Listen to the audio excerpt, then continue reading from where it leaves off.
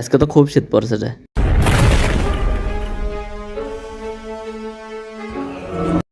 এই নাও, যতক্ষণ আমি না আসি ততক্ষণের খেয়াল রাখবা।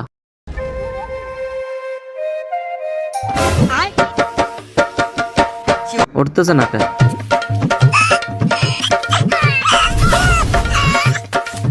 এই বাচ্চা, এই হাতল আমার দিয়ে দে। এই নে।